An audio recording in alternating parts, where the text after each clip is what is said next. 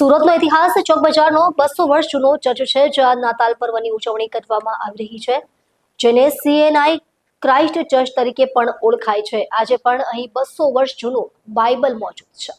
આ ચર્ચનું નિર્માણ પશ્ચિમી દેશોની જ્યોર્જિયન શૈલીના ચર્ચની ડિઝાઇન મુજબ કરવામાં આવ્યું હતું. ચર્ચમાં 200 વર્ષ જૂની બાઇબલ અને 200 વર્ષ જૂની બેન્ચ આજે પણ સાચવી રાખવામાં આવી છે. આ ઐતિહાસિક ધાર્મિક સ્થળે દેશ વિદેશથી પ્રવાસીઓ અને ધાર્મિક યાત્રાળુઓની આવજાઈ રહે છે. ચોક બજારના ઐતિહાસિક ચર્ચમાં ખ્રિસ્તી સમુદાય દ્વારા પારંપરિક ધૂમધામથી નાતાલ પર્વ મનાવવામાં આવી રહ્યો છે. ચર્ચને રંગબેરંગી લાઇટ સજાવટથી સજ્જ કરવામાં આવ્યો છે અને વિશેષ પ્રાર્થના સભાઓનું આયોજન કરવામાં આવ્યું છે. આ ચર્ચ સુરતના ઐતિહાસિક વારસાનો જીવંત સાક્ષી છે અને શહેરની સાંસ્કૃતિક વિવિધતા અને ધાર્મિક સહિષ્ણુતાનું પ્રતીક બની રહ્યું છે. આપનું નામ? આરતી. ક્યાંથી આવો છો મેડમ તમે? હું સલવતપુરાથી આવું છું.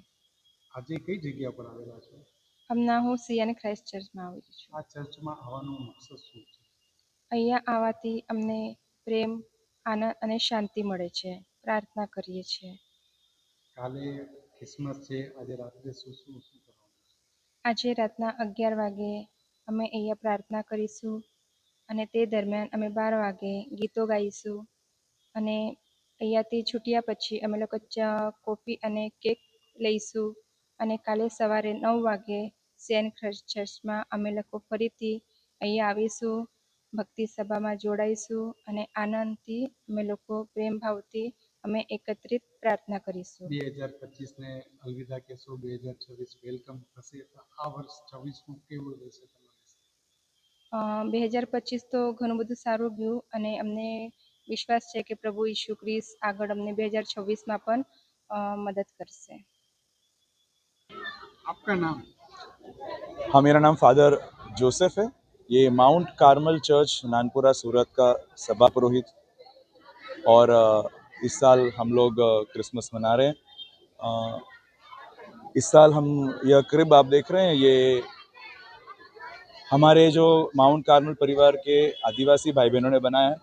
उनकी संस्कृति की झलक हमें यह क्रिब में आप देख सकते हो.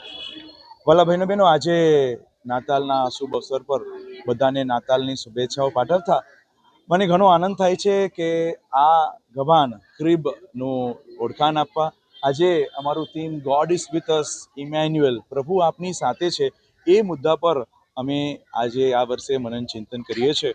અને આ ગભાનમાં તમે જોઈ શકો છો કે આદિવાસી ભાઈ બહેનોએ એમની સંસ્કૃતિમાં જે વસ્તુઓ છે, એ સંસ્કૃતિમાં જે ગુણો છે, જે બી એમને જે કલા છે, બધું આ ગભાનમાં તમે જોઈ શકો છો.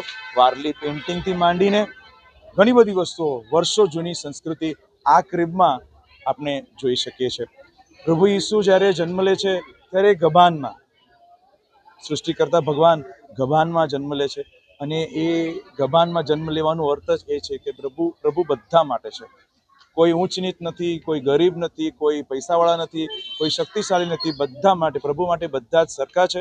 એ આદિવાસી હોય કે બિન આદિવાસી હોય કે શહેરમાં રહેતા લોકો હોય કે ગામડે રહેતા લોકો હોય, ગમે તે હોય, માનવતાને પ્રભુએ સૌથી પહેલાં સ્થાન આપ્યું છે. એટલે જ એમને ગભાનમાં જન્મ લેવાનું નક્કી કર્યું છે.